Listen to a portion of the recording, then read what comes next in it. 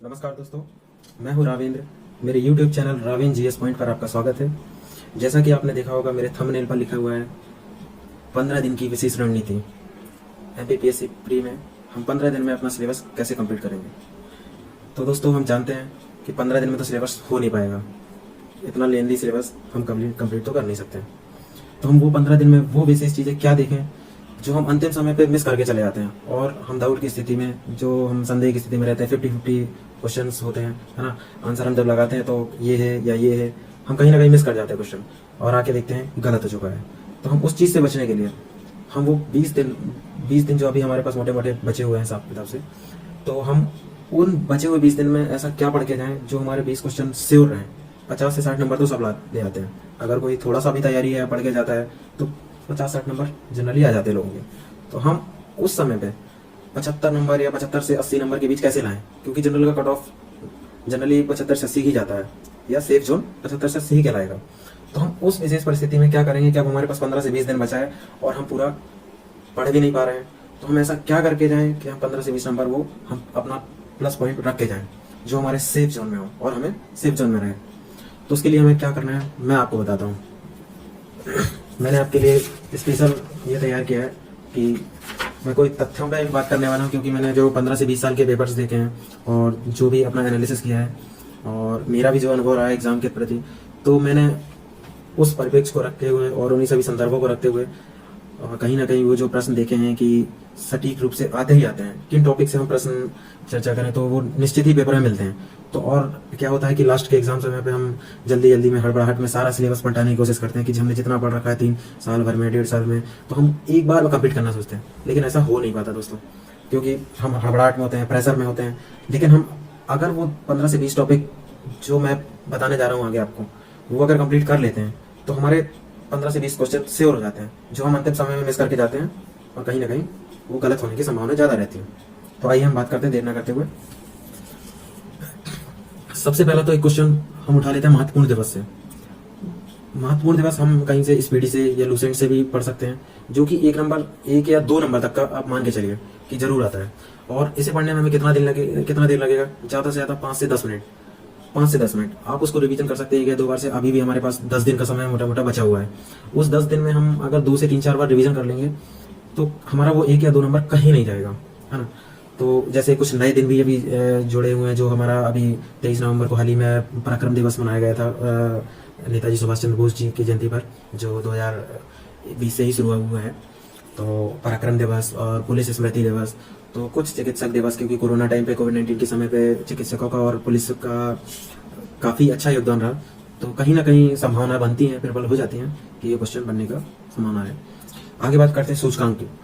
Index, नवाचार सूचकांक, भौतिक सूचकांक, कहीं ना कहीं जोखिम सूचकांक, पर्यावरण सूचकांक, इस प्रकार के बहुत सारे सूचकांक जो होते हैं, हाँ, जो वर्ल्ड बैंक जारी करता है या वर्ल्ड इकोनॉमिक फोरम जारी करता है ना। वर्ल्ड हैप्पीनेस सूचकांक जो अभी भारत का हाल ही में जारी हुआ, 139वीं रैंक है भारत की। तो ये हमें देख के जाना होता है। क्या एक पेज का सवाल होता है और हम कहीं ना कहीं वो डाउट में गलत कर जाते हैं, और लास्ट टाइम पे हम ये चीज़ें मिस करके चले जाते हैं। ये चीज़ हम बिल्कुल भी ध्यान नहीं दे पाते कि हम ये हड़बड़ाहट में हम पॉलिटी, इकोनॉमी, ज्योग्राफी, जो हमारे स्टैटिक पोर्शन है, हम उनमें ही व्यस्त रह जाते हैं, जबकि वो हमारा पुराना पढ़ा हुआ कहीं ना कहीं हम ऑप्शन से उसको क्लियर करके आ जाते हैं, और गलत होना होगा तो फिर तो कुछ हो नहीं सकता। लेकिन ये कुछ ऐसे टॉपिक है जिन्हें कम मेहनत में हम अच्छे से अच्छे स्कोर कर सकते हैं, और ये क्वेश्चन पूछे ही बजाते हैं। तो ये क्वेश्चन हमारे लिए बहुत जरूरी हो जाते हैं, और 5 से 10 घंटे की मेहनत में हम 20 से 25 क्वेश्चन ऐसे श्योर रख सकते हैं जिनमें हम स्कोर कर सकते हैं, और जो 10 से 15 नंबर का हम लीड या बोनस अपना रख सकते हैं, और जो हमें सेफ जोन दिला सकता है ना। तो कहीं ना कहीं हम हर बार ये गलती करते आते हैं, लेकिन हमें इस बार नहीं करनी है। तीसरे पॉइंट पे आते हैं जनजातीय। तो जनजातीय से हमेशा एक क्वेश्चन आता है, और मध्य प्रदेश जनजातीय क्षेत्र में प्रथम राज्य है जहाँ पे सबसे ज़्यादा जनजाति पाई जाती है। तो उनमें उनका कल्चर और संस्कृति हो जाती है। जैसे मालवा में, अपने मध्य प्रदेश में 4 अंचल होते हैं, है ना। मालवा हो गया, निमाड़ हो गया, हमारे पूर्व में बुंदेलखंड हो गया, बघेलखंड हो गया। तो इन 4 अंचलों की जो भी संस्कृति रही है, चाहे मालवा की हो, चाहे बुंदेलखंड की हो, चाहे निमाड़ की हो, तो हमें इधर पे इसमें भी विशेष संदर्भ हमें देखना है। तो बुंदेलखंड और मालवा क्षेत्र में जो भी जोर के विशेष पर्व होते हैं, जैसे गोल गधेड़ो, घड़लिया प्रथा, तो इन सब पे अगर हम ज़्यादा से ज़्यादा, हमको 10 मिनट का समय लग सकता है, और हम कहीं ना कहीं आंसर सही करके आ सकते हैं। तो जनजातीय टॉपिक पे हम एक क्वेश्चन जरूर पढ़ सकते हैं। और मैं इन सब चीज़ के नोट्स आपको कहाँ से प्रोवाइड करना है, कहाँ से आपको मिल पाएंगे, ये मैं आपको वीडियो के अंत में बता दूंगा और मैं आपको प्रोवाइड करा दूंगा, तो आप उसका फिक्र मत करें। और मैं तो कहता हूँ कॉपी पेन लेकर बैठे आप नोट करते जाएं क्या क्या पॉइंट मैं बता रहा हूँ। ये क्वेश्चन आपके श्योर हैं, इनकी संभावना ये मानिए कि 95% प्रबल होती है। 95 क्या, मैं तो बोलूँगा 100% ही आते हैं क्वेश्चन। अब आते हैं साहित्यकार पे। इस बार के सिलेबस में जो कि मध्य प्रदेश के लोक सेवा आयोग ने 2020 का सिलेबस जब चेंज किया है, तो इस बार साहित्य की भूमिका को बढ़ाया गया है, जहाँ पे साहित्यकार की कृतियाँ, साहित्य के विशेष संदर्भ में बात करें हम तो देखा जाए हमारे मध्य प्रदेश के जो साहित्यकार हैं और जिन्हें 3 भागों में हम देख सकते हैं, प्राचीन, मध्यकालीन और आधुनिक संदर्भ में, तो हम कहीं ना कहीं देख पाए हमारे जो प्रसिद्ध में, जैसे मध्य प्रदेश में जो कुछ जन्म होते हैं, मध्य प्रदेश में जन्मे हुए साहित्यकार, और मध्य प्रदेश में जिनका जन्म तो नहीं हुआ लेकिन कहीं ना कहीं उनकी कर्मस्थली यही रही है ना। तो जैसे अपने शरद जोशी जी हो गए, माखनलाल चतुर्वेदी जी हो गए, कहीं ना कहीं इन्होंने स्वतंत्रता सेनानियों के रूप में भी काम किया है। द्वारका प्रसाद मिश्र हो गए, तो कहीं संगीत, राजनीति के क्षेत्र में भी और साहित्य के क्षेत्र में भी इन्होंने अपना योगदान दिया है। तो हमें इनके बारे में इस बार विशेष संदर्भ में देख के जाना है और इनकी रचनाएं हमें याद करनी है कुछ ना कुछ। और जो मैं इनका आपको विशेष टॉपिक पे नोट्स आपको अवेलेबल करा दूंगा, उसका फिक्र मत करिए आप। लेकिन आपको ज़्यादा समय नहीं लगेगा टॉपिक पे, ज़्यादा से ज़्यादा 10-10 मिनट के टॉपिक होंगे जिन्हें आप पढ़ के आप एक नंबर शेयर कर सकते हैं, है ना। तो अगले टॉपिक पे आते हैं अपन, ऐतिहासिक घटनाएं। तो ऐतिहासिक घटनाएं में जैसे कि मध्य प्रदेश की क्षेत्रीय घटनाएं ले सकते हैं अपन, जो कि खास होती है। स्पेशली मध्य प्रदेश की क्षेत्रीय घटनाएं, ये हम आधुनिक या करंट अफेयर्स की बात नहीं कर रहे हैं। मध्य प्रदेश को क्षेत्रीय घटनाएं होती है, जैसे चरण पादुका नरसंहार, है ना, सोहावल नरसंहार, रीवा का चावल कांड, चरूर हईवा चावल वसूली के कांड हुआ था जो सीधी में हुआ था, भोपाल युद्ध हुआ था 1737 वाला, और भोपाल का जलियांवाला कांड। इस तरीके के कुछ 7-8 ही घटनाएं होंगी सी, जैसे एक क्वेश्चन हर बार पूछा ही जाता है आयोग में लगभग। तो ये कुछ ज़्यादा से ज़्यादा 7-8 घटनाएं सोचिए, और हम एक क्वेश्चन मिस कर देते हैं, हमें एग्जाम टाइम पे उसका याद नहीं आ पाता है, तो वो क्वेश्चन हम एक सही कर सकते हैं और हम एक नंबर ले सकते हैं। जनरली सब लोग नहीं पढ़ के जाते हैं। और अगला बात आते हैं पुरस्कार या खेल पे। विशेष हम बात करें तो पुरस्कार में मध्य प्रदेश के खेलों पे बात कर लेते हैं, जैसे विक्रम पुरस्कार हो गया, एकलव्य पुरस्कार हो गया, विश्वामित्र पुरस्कार हो गया, लाइफ टाइम अचीवमेंट पुरस्कार हो गया। तो इन पे क्या क्वेश्चन बनता है कि या तो करंट में जो पुरस्कार मिला हुआ हो या इनकी स्थापना कब हुई है, तो इन पे एक क्वेश्चन बन जाता है। जनरली हम एक बार भी पढ़ लेते तो हमारे माइंड में आ जाता है कि कौन सा खिलाड़ी किस खेल से संबंधित है या कैसे क्या पुरस्कार मिला। ज़्यादा नाम नहीं होते हैं, मैंने इस पर ज़्यादा चर्चा नहीं करनी होती है, तो हम इस क्वेश्चन को क्लियर कर पाते हैं आसानी से। तो एक नंबर हमें यहाँ से बड़ा आसानी से कम मेहनत में आप ले सकते हैं। अगला टॉपिक आता है युद्ध अभ्यास पे। युद्ध अभ्यास एक ऐसा टॉपिक है जहाँ पे हमको जनरली इस PDF वगैरह में आपको मिल जाएगा, 1 पेज का टॉपिक होता है और वहाँ पे आपको 25 से 30 देखने होते हैं, जहाँ आप कोड वर्ड बना के या ट्रिक बना के आप पढ़ सकते हैं। तो वहाँ से आपका एक नंबर श्योर हो सकते हैं, है ना। तो जैसे कि अभी क्वाड, हाल ही में क्वाड जो मालाबार तट का जो समूह होता है, युद्ध अभ्यास होता है, जिसमें अमेरिका और जापान के साथ भारत का युद्ध अभ्यास होता था। इस बार उसमें ऑस्ट्रेलिया को शामिल किया गया है, जबकि 2015 में जापान को शामिल किया गया था। तो कहीं ना कहीं वो करंट को भी लिंक करता है और युद्ध अभ्यास तो है ही एक, तो उधर नाम से हम याद कर सकते हैं। अगली बात करते हैं हम संविधान के स्रोत पे।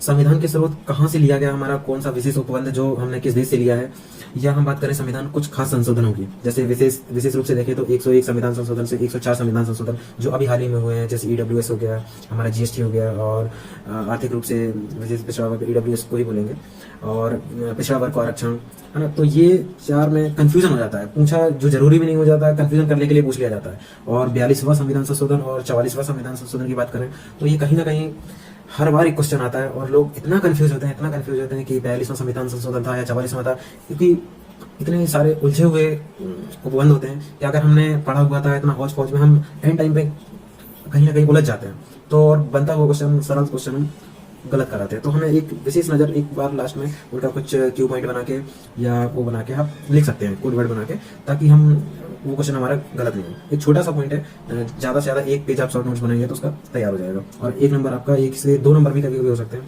क्योंकि संविधान संशोधन प्लस आपके विशेष क्षेत्र देखें तो, है ना, संविधान के स्रोतों से, तो ये 2 नंबर आपके वहाँ से बन सकते हैं। अब आ जाते हैं कृषि बिल। इस टाइम पे वैसे तो आयोग विवाद से संबंधित क्वेश्चन पूछता नहीं है, लेकिन कृषि एक ऐसा मुद्दा है जो हमारे अर्थव्यवस्था की रीढ़ मानी जाती है। तो हम उधर पे हम बात कर रहे हैं कि जैसे कृषि मंत्री हो गया, और अंतिम जो संविधान सभा के कृषि मंत्री थे, या दिवस हो गया किसान दिवस, किनकी यादें मनाया जाता है या कब मनाया जाता है, तो इधर से भी क्वेश्चन बनने की प्रबल संभावना होती है। तो हम ये भी ज़्यादा से ज़्यादा 2-4 लाइन का होगा और इसे हम लिख देते। मैं कह रहा हूँ आपसे कि आप कॉपी पेन अगर लेके बैठें और मेरी बातों को नोट कर लें, तो हो सकता है आपकी बहुत मदद हो जाए और आपका कहीं ना कहीं मेरे द्वारा 10 से 15 नंबर का आपका फ़ायदा हो जाए। तो मुझे भी खुशी होगी कि आपने कहीं ना कहीं उसका लाभ लिया है। आगे बात करते हैं रोबोट पे। रोबोट इस बार के सिलेबस में अलग से टॉपिक दिया है, रोबोटिक्स सब जोड़ा गया है। तो रोबोट पे हम फेमस जो रोबोट इंडिया के या अक्रॉस इंडिया, जैसे न्यूजीलैंड का एक एला नाम से एक रोबोट बनाया गया है ना। तो हम देख सकते हैं उसे पुलिस में शामिल किया गया है। और अभी बैंकिंग, अपने भारत में बैंकिंग में लक्ष्मी रोबोट को शामिल किया गया है। तो हांगकॉन्ग का ले लेते हैं सोफिया रोबोट, जिसे सऊदी अरेबियन है, तो सऊदी अरब ने उसे नागरिकता भी दे रखी है। तो 1 नंबर यहाँ से रोबोट से आना इस बार मुझे लगता है कि बहुत संभावना होगी कि क्वेश्चन आपका जरूर बनेगा, क्योंकि सिलेबस में दिया है। और सिलेबस एक ऐसी चीज़ है जो हमारे क्वेश्चन पेपर की आउटलाइन होती है, मतलब इससे बाहर कोई जा नहीं सकता। मैंने देखा है कि इस बार के सिलेबस में 75 लाइनों का एक सिलेबस तैयार किया गया है, जो कि 10 यूनिट में बांटा गया है। अगर हम उसमें देखें तो मोटे मोटे 75 से हम कुछ 1.25% के आसपास देखें तो वहाँ से क्वेश्चन तैयार हो जाए, ये हमारा अनुपात बनता है। आगे देखते हैं अंतरिक्ष मिशन पे। जो फेमस अंतरिक्ष मिशन रहे हैं, जैसे अभी चाइना ने भेजा है तियानवे, उसका फर्स्ट हो रहा है हाल ही में। हमारे भारत ने भी बहुत सारे अंतरिक्ष उपलब्धियां हासिल की हैं। तो हम वहां से भी क्वेश्चन आप बड़े आसानी से देख सकते हैं, जो भी करंट के उपग्रह भेजे गए हैं या मिशन रहे हैं उन पर। अगला देखते हैं पर्यावरण में एक अंतर्राष्ट्रीय समझौता। पर्यावरण में एक अंतर्राष्ट्रीय समझौता जैसे ले सकते हैं जलवायु परिवर्तन से रिलेटेड, या ओजोन से संबंधित, है ना, या मरुस्थलीय से संबंधित, रामसर आर्द्र भूमि या वेटलैंड बोलते हैं उसे। तो इन पे एक क्वेश्चन आपका जरूर आता है जो कि पर्यावरण से रहता है, पर्यावरण एवं आपदा संरक्षण से। तो हम वहाँ से क्वेश्चन जरूर उठा सकते हैं। और इसका आप इस जो प्रोटोकॉल्स होते हैं या संधि होती हैं, जैसे एजेंडा 21 और पृथ्वी 10, पृथ्वी 5+5, तो ये सारी चीजें होती हैं जो हम बेसिक चीजें होती हैं, है ना। तो इन पे 1 नंबर हम श्योर कर सकते जा सकते हैं। जैसे इकोसिस्टम की कुछ किसने की थी, इकोसिस्टम नाम शब्द किसने दिया था, और पारिस्थितिकी शब्द किसने दिया था। तो हम इन शब्दों के बेसिक से होते हैं और लास्ट में हम गलत कर सकते हैं, जहाँ गलत होने की संभावना ज़्यादा होती है। लेकिन ये क्वेश्चन आते जरूर हैं, तो हम इन पे एक नज़र डाल सकते हैं अंतिम क्षणों पे। बात करते हैं नीतियों की। नीतियाँ खनिज नीति, परिवहन नीति, खेल नीति, ऊर्जा नीति, है ना, वन नीति या उद्योग नीति। तो ये पुरानी प्राचीन नीतियाँ भी रहती हैं और औद्योगिक नीतियाँ आती हैं। नवीन नीति जारी की जाती है, जैसे खेल नीति 1989 में मध्य प्रदेश सरकार की आई थी। और भारत में जैसे खनिज नीति 1995, नवीन नीति आ गई 2005 में। और जैसे अपनी पर्यावरण नीति, कोई भी वन नीति देख लेते हैं 1952 की, 2005 की आ जाती है नई वन नीति। तो हम कहीं ना कहीं इधर से क्वेश्चन तैयार कर सकते हैं और जो श्योर होता है हमारा ना, फैक्ट है, कहीं ना कहीं कंफ्यूजन से गलत नहीं हो जाए, इसलिए हम इसको अगर एक पेज में लिख लेते हैं तो हमारा 1 नंबर श्योर हो जाता है। अब बात करते हैं हम सोशल नेटवर्किंग साइट की। सोशल नेटवर्किंग साइट इसे भी नया सिलेबस में ऐड किया गया। हालांकि ये पहले भी पूछा जाता था कहीं ना कहीं, लेकिन इस बार स्पेशली स्पेसिफाई किया गया सिलेबस में, जो कि 7वीं यूनिट में किया गया, 9वीं यूनिट में किया गया। तो वहाँ से देख सकते हैं। और इधर पे यूट्यूब वगैरह हो गए, हमारे सोशल नेटवर्किंग साइट्स हो गई। तो उनका यूट्यूब फाउंडर और आप सोशल नेटवर्क के नाम देख सकते हैं कौन कौन होते हैं, और क्या उनकी स्थापना दिवस होते हैं, स्थापना ईयर पूछा जाता है जनरली, तो और उनके फाउंडर CEO करेक्ट में कौन है। तो इधर से हम 1 नंबर आप गेन कर सकते हैं। बात करते हैं हम आगे बैंकिंग टर्म्स की। बैंकिंग टर्म्स में ये हम अंतिम समय में अपन 10 से 15 दिन पहले पेपर के, अभी हमारा यही समय चल रहा है जिसमें हम repo rate, reverse repo rate और ये सेबी वगैरह या एडा वगैरह, इन पे हम स्थापना दिवस लिख के जाएं तो 1 नंबर आने के बेसिस 1 नंबर का क्वेश्चन आपका तैयार जरूर होगा, मानता हूँ। अगला बात करते हैं वन रिपोर्ट 2019 की। हर 2 साल में जारी की जाती है जनरली, जैसा कि आप जानते हैं। इस बार की 16वीं वन रिपोर्ट थी। और इधर पे हम मध्य प्रदेश, चूंकि हमारा सबसे ज़्यादा वन वाला राज्य रहा है, और वन रिपोर्ट के साथ में टाइगर रिपोर्ट भी आप देख सकते हैं, तेंदुआ रिपोर्ट भी देख सकते हैं। तो हमारा भारत में मध्य प्रदेश का तीनों चीज़ों में फर्स्ट रैंक रही है। तो कहीं ना कहीं 1 नंबर का आपका संभावना जरूर है। एक्चुअली पूरा फैक्ट वाला है और 1 पेज से भी कम का डाटा है, जिसे आप 5 से 10 मिनट में आप एक नज़र डाल सकते हैं और 1 नंबर आपका कहीं ना कहीं 100% आपका हो सकता है। बात करते हैं प्रशासनिक संस्थाओं के प्रमुखों की। प्रशासनिक संस्थाओं में बात आ जाती है तो मध्य प्रदेश की विशेष प्रशासनिक संस्थाएं, जैसे कि निर्वाचन आयोग, वित्त आयोग और सूचना आयोग। तो इधर से 1 नंबर, जो कि आप आयोग से भी पढ़ेंगे ही, तो उधर से अभी आपका 1 नंबर जनरली पूछा ही जाता है। हालांकि आप इसमें ज़्यादा जोर नहीं दे सकते, क्योंकि आयोग कुछ गड़बड़ क्वेश्चन भी पूछ लेता है कि इनमें से कौन नहीं है, तो हमें थोड़ा सा कठिन हो जाता है याद करना। तो हम इसको उतना वो नहीं लेंगे, आप एक नज़र देख के जा सकते हैं। बात करते हैं अब अपन राष्ट्रीय उद्यान की। राष्ट्रीय उद्यान जैसे कि भारत में मध्य प्रदेश में ही सबसे ज़्यादा है, जो कि 12 के समथिंग है राष्ट्रीय उद्यान। और टाइगर प्रोजेक्ट 6 और प्लस 1 है, जो अभ्यारण्य को भी, रातापानी को भी शामिल किया गया है। हम उसमें उसको शामिल कर सकते हैं, है ना। तो विशेष तो हम इसमें एक क्वेश्चन आप निकाल सकते हैं, ये मान के चलिए। अब बात करते हैं इतिहास में विदेशियों का आगमन। इतिहास में क्या होता है, जैसे विजयनगर साम्राज्य में या हमारे मध्यकालीन भारत से ही ले लिए, अलबरूनी से लेके, अलबरूनी जो कि महमूद गजनबी के साथ में भारत आया था। इधर से आप बात करें तो उनको चीनी विदेशी यात्री भी आए थे, जिन्होंने बौद्ध धर्म का ग्रहण करके बौद्ध धर्म की शिक्षा ग्रहण की थी। और जैसे विशेष हिंसांग फायन, एत्सिंग और इब्न बतूता वगैरह, जो अफ्रीकी यात्री था। और विजयनगर में जैसे निकोलो कोंटी हो गया और अब्दुल रजाक वगैरह हो गया, बारबाडोसा, डोमिंगो पायस। तो इन पे कहीं ना कहीं एक क्वेश्चन पूछा जा सकता है, ये किस देश से आए थे। तो यहाँ से आपका 1 नंबर श्योर हो सकता है। बात करते हैं अब एमपी की सीमावर्ती जिले की। ये इतना सरल क्वेश्चन होता है, लेकिन हम कहीं ना कहीं कंफ्यूजन में गलत करके आ जाते हैं जल्दी जल्दी में, पढ़ाट में किसी की। और क्वेश्चन इतना है नहीं कि अपन से बनता है तो वही पूछा जाएगा। क्वेश्चन वहां से अराइज होते हैं जहां से हम समझते हैं कि हमको लगता है यार ये कहीं ये ना पूछ ले, और वो डाउट की स्थिति पेपर वाले जो पेपर मेकर होते हैं उन्हें पता होता है कि बच्चे कहाँ पे फंसते हैं, कहाँ पे कंफ्यूजन होता है। तो क्वेश्चन कहीं ना कहीं वहीं से अराइज होते हैं। तो हम वहाँ को थोड़ा सा क्लियर, अगर हमारा फैक्ट क्लियर है और कंसेप्ट क्लियर है, तो हमारा वो क्वेश्चन कहीं गलत नहीं होने रहता है। अब बात करते हैं 19वीं सदी के सामाजिक सुधार और धार्मिक सुधार पर बात करते हैं। जैसे कि आत्मीय सभा और हम सामाजिक सुधार, अपना सामाजिक धार्मिक सुधार की शुरुआत जैसे कि पुनर्जागरण के, भारतीय पुनर्जागरण के प्रणेता कहे जाने वाले राजा राममोहन राय द्वारा ही शुरू किया गया था, जो कि 19वीं सदी की शुरुआत से ही माने जाते हैं।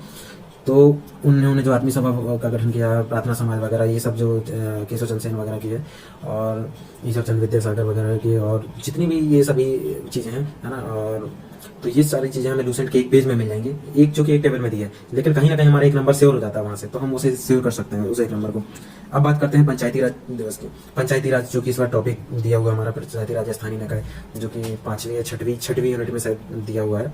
तो उस पर हम एक क्वेश्चन जरूर जायज होगा, क्योंकि पंचायती राज एक तो विशेष टॉपिक है, तो पॉलिटी में भी आता है, एमपी में भी आता है, कई संदर्भों में उसके चांसेस होते हैं। और तो इसका पंचायती दिवस क्या था, अवधारणा क्या थी, कहाँ से लिया गया, टीपीएसपी गांधी जी के विचारधारा से सम्मिलित होता है ना। तो हम कहीं ना कहीं इधर से एक क्वेश्चन उठा सकते हैं। बात करते हैं संविधान सभा में एक मंत्री, संविधान सभा जो अंतरिम संविधान सभा गठित होते देश आजादी के समय, तो वहां से हम महिलाओं की संख्या कितनी थी, कौन मंत्री बना था, किसको क्या पद मिला था, तो यहाँ से भी आपका एक क्वेश्चन जरूर राइज हो सकता है। बात करते हैं 1919 और 1935 के अधिनियम की। तो ज्यादा से ज्यादा 2 पेज के होंगे, इधर से हमारा एक क्वेश्चन आपको श्योर मिलेगा। ये हम अंतिम समय में पेपर में जरूर देखते जाए। मेरा कहना ये कि हम इस समय पे आपको ये है कि आप, अगर आप ये अभी से 10 दिन में 10-15 टॉपिक होंगे, आप एक दिन में ज्यादा से ज्यादा 4-5 घंटे लगेंगे, आप सारे नोट्स तैयार कर सकते हैं। 20 नंबर आपके वो लास्ट डे आपने पलटा भी लिया, एक बार एक नजर से निकाल भी दिए, तो आपके वो 15 नंबर सेवर हो जाने हैं, 20 नंबर आपके सेवर हो जाने हैं, है ना। मैं कम से कम 20 से 25 टॉपिक आपके लिए लाया हूँ जो सेवर होने वाले हैं आपके लिए। बात करते हैं अब सर्वोच्च न्यायालय, उच्च न्यायालय की। ये भी हमारे 6वीं यूनिट में डाला गया है। तो सर्वोच्च न्यायालय और उच्च न्यायालय से एक क्वेश्चन बनता है। सर्वोच्च न्यायालय के ज्यादा छोटा सा टॉपिक है, ज्यादा बड़ा टॉपिक नहीं है, जो कि 2 से 4 आर्टिकल में ही समिट जाता है, लेकिन हमें उसके विशेष उपबंध देखने होते हैं, कुछ क्या है जो कंफ्यूजन होते हैं वो फैक्ट है, तो हम उसके क्वेश्चन बना सकते हैं। जैसे कि सुप्रीम कोर्ट के जो जज हो गए, तो मध्य प्रदेश के जनरली हम देखें तो मध्य प्रदेश के विशेष संदर्भ में कि मध्य प्रदेश हाईकोर्ट के जो जज रहे हैं, चीफ जस्टिस रहे हैं, वो सुप्रीम कोर्ट के जस्टिस कब बने या कितने बने, तो इनमें से कौन नहीं बना, तो 3-4 जज ही बने हैं, जैसे कि सरदार अरविंद बोबड़े हो गए, मोहम्मद हिदायतुल्ला हो गए, जीएस वर्मा हो गए, है ना, और लोहाटी जी कोई गुना से थे। तो मध्य प्रदेश के 3-4 जज हैं, तो उनको नाम याद कर लेंगे तो हम ये कि हम कौन नहीं है जल्दी वेरीफाई कर पाएंगे, और ये क्वेश्चन हमारा एक सही हो जाएगा। अब बात करते हैं एमपी से संबंधित 2020 की स्कीम, जो कि कोविड-19 के समय कुछ जैसे रोको टोको अभियान, किल कोरोना अभियान, ये चलाए गए थे। तो हम इस संदर्भ में देखें तो हमारा एक क्वेश्चन सही ज्यादा आने की संभावना भी है, क्योंकि ये साल पूरा लॉकडाउन में ही गुजरा है। लॉकडाउन शब्द को, जनता कर्फ्यू और लॉकडाउन के समय जो भी कोविड-19 से पहली डेथ हुई थी मध्य प्रदेश में या इंडिया में, या पहला केस कब आया था, इस पर थोड़ा सा आप फैक्ट गूगल से करके 1 नंबर आप वहां से आप सेव कर सकते हैं आप, और पूछे जाने की प्रबल संभावना है मानिए। अब बात करते हैं राष्ट्रपति का आगमन। अभी हाल ही में राष्ट्रपति का आगमन हुआ था मध्य प्रदेश में, जो ग्वारी घाट वगैरह गए हुए थे, अभी 2-4 दिन पहले की बात है। तो तब आए हुए थे, जो सिंगारगढ़ किला भी विजिट किया था उन्होंने, संग्रामगढ़ में, दमोह वगैरह में। तो उधर से कोई एक क्वेश्चन आप देख सकते हैं दमोह के बारे में स्पेशली सर्च करके। और बात करें अभी अनुसंधान संस्थान का मुख्यालय वगैरह, और तो अनुसंधान संस्थान जो होते हैं, यहाँ से क्वेश्चन बनने की प्रबल संभावना होती है, जैसे गन्ना अनुसंधान केंद्र, तंबाकू अनुसंधान केंद्र, कपास अनुसंधान केंद्र, वन अनुसंधान केंद्र। तो ये एक पेज का टॉपिक है, लेकिन हम इसमें कौन कहाँ स्थित है जनरली हम उसे पढ़ते ही हैं, लेकिन अगर हम उसे एक बार डाउट की स्थिति ना हो जरूर देख के जाएं, तो 1 नंबर हम वहाँ से सेव कर सकते हैं, ठीक है। ठीक है। मेरे वैसे भी वीडियो काफ़ी लंबा हो चुका है, मेरे द्वारा दी जानकारी आपको अच्छी लगी हो तो आप वीडियो को शेयर कर दीजिएगा ताकि और लोगों की मदद हो सके। और ये 20-25 से टॉपिक मैंने आपको करीब बताए, 25 से 26 टॉपिक जो आपको एक नंबर हर टॉपिक से आपको श्योर होंगे, कहीं ना कहीं आपको 20 नंबर की मदद जरूर होगी। इन्हें पढ़ के जाएं और लोगों को भी हेल्प करें। और बात करते हैं आप कि ये नोट्स आपको कहाँ मिलेगा, तो मैं आपको लिंक मैं प्रोवाइड करा दूंगा ये अपने टेलीग्राम चैनल की, तो आपको मैं वहाँ से अपने हैंड रिटन नोट्स भी दे दूंगा। मेरा यूट्यूब में तो मैं लिंक नहीं डालूंगा, लेकिन टेलीग्राम चैनल पे आपको प्रोवाइड करा दूंगा। बात करते हैं आगे, मैं कुछ दिन बाद वीडियो रिकॉर्डेड क्लास भी शुरू करने वाला हूँ आपके लिए, जो कि रेगुलर क्लासेस होंगी मध्य प्रदेश लोक सेवा आयोग से संबंधित या और भी जितनी कॉम्पिटिटिव एग्जाम्स की क्लासेस हैं। तो मैं उधर पे आपसे विशेष रूप से चर्चा करूंगा पूरा सिलेबस से लेके, और पूरा सिलेबस कंप्लीट करेंगे हम मिलके। तो आपका सहयोग अगर अच्छा होगा और साथ देंगे आप, तो ज़रूर हम एक अच्छा सिलेबस कंप्लीट करेंगे और आगे के एग्जामों में साथ मिलके निकालेंगे। और आपको मेरा वीडियो, मेरे द्वारा दी जानकारी अगर आपको हेल्पफुल लगती है तो आप मेरा वीडियो लाइक करें, शेयर करें और सब्सक्राइब करें और लोगों की हेल्प करें, उन्हें ये बात पहुंचाएं। धन्यवाद।